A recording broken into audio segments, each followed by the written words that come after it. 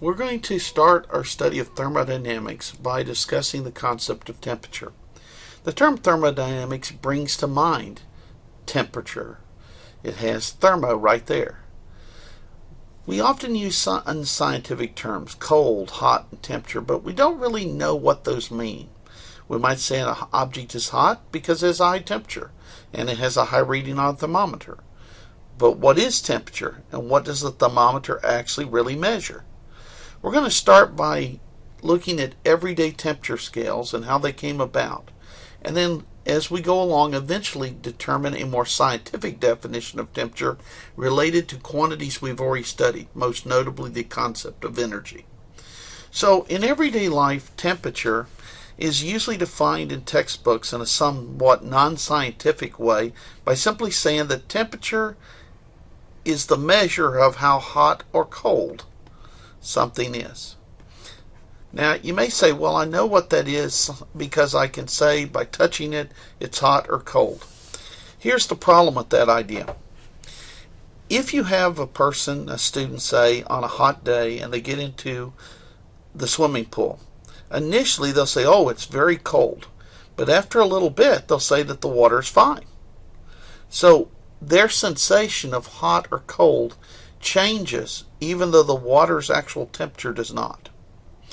Another problem with this, same kind of thing. Let's take a frog and you put him in water and you turn up the flame and you begin to boil it. If you make the water hot initially and throw the frog in, the frog will jump out.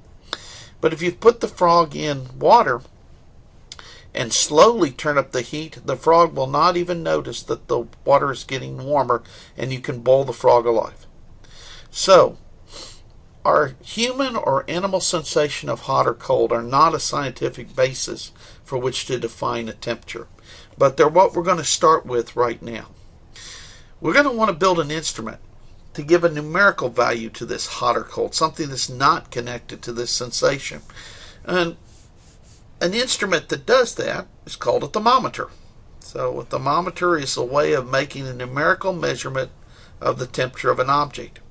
Now there are many ways to make thermometers, and some of them are connected back to physical properties, and some of them are quite frankly not really very much connected to the scientific definition of temperature. The first thing to do to make a thermometer is that if you heat or cool your thermometer, its reading's got to change.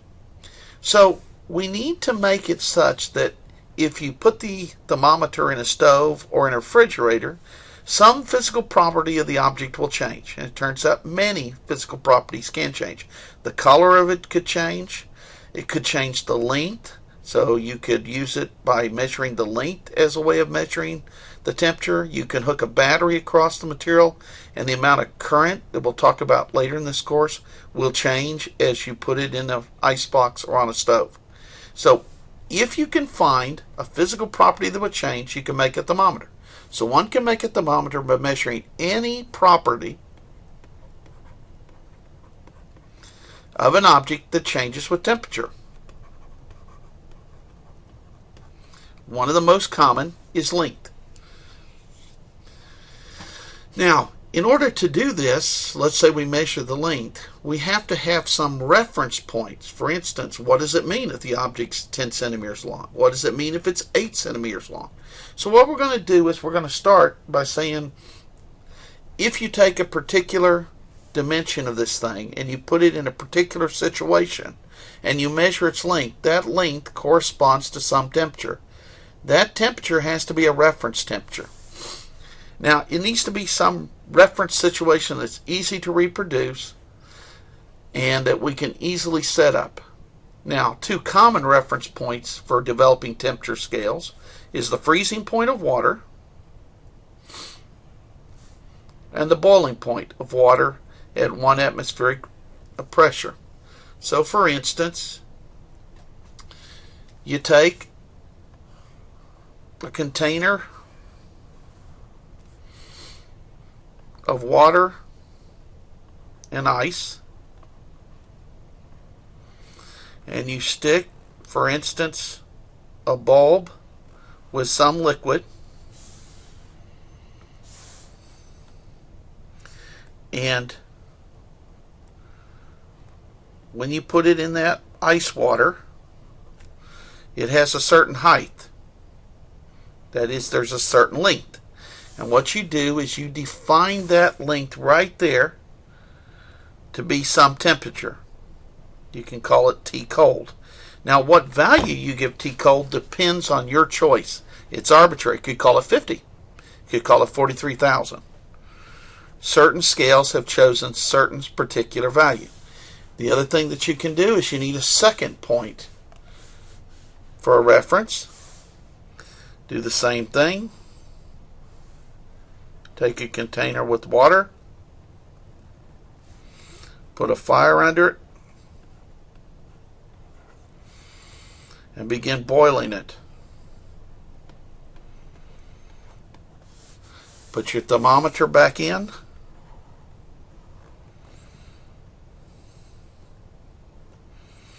And for most liquids, we'll find that the length will be longer.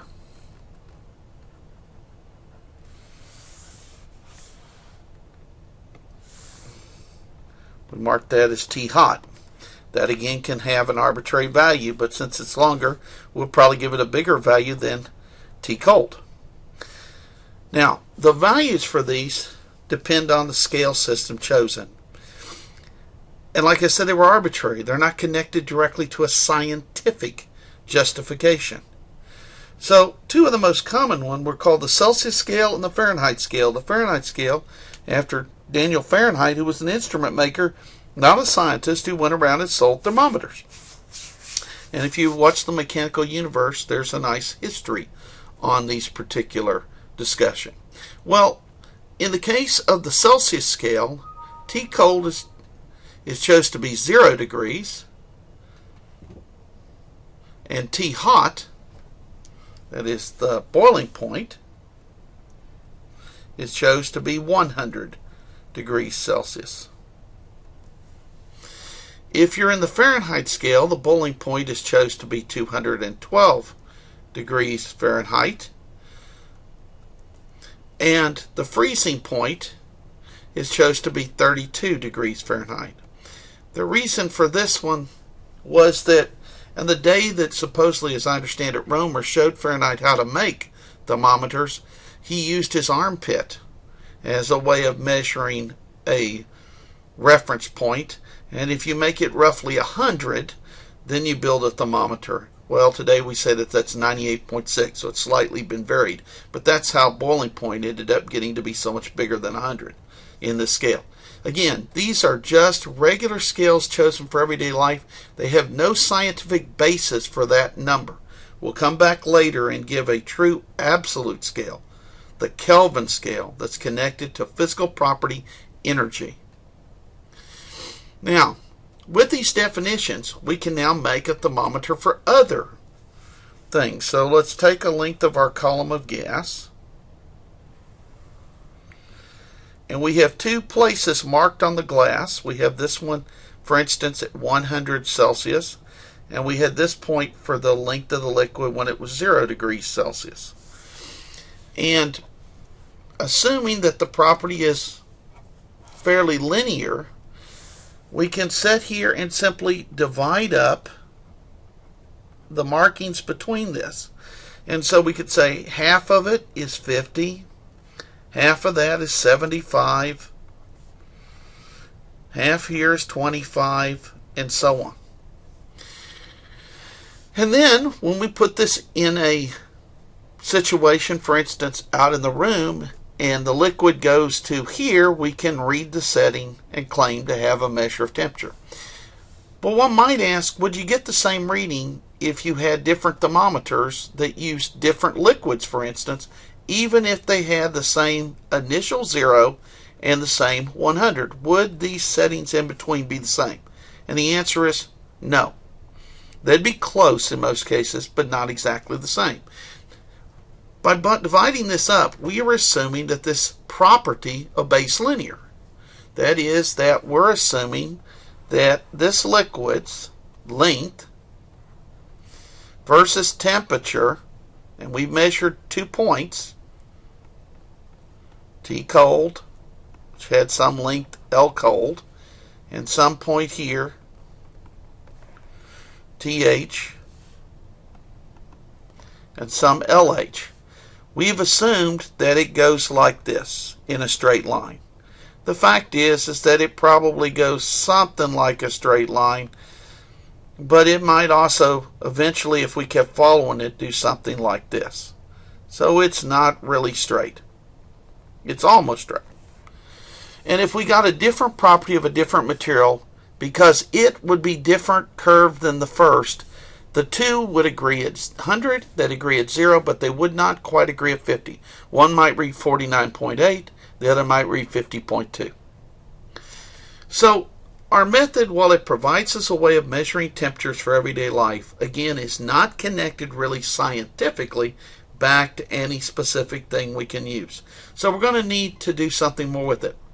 One thing that we do know, no matter what what thermometer we use, there is a really neat property happens when you take two objects at different temperatures and put them together.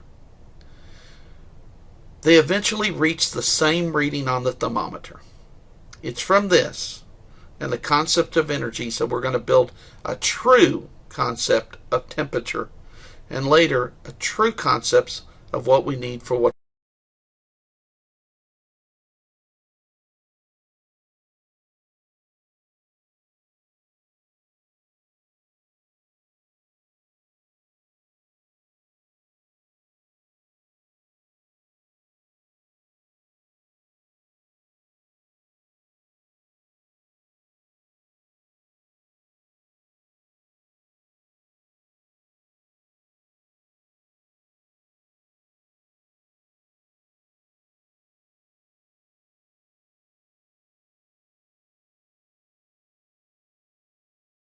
it's called thermodynamics.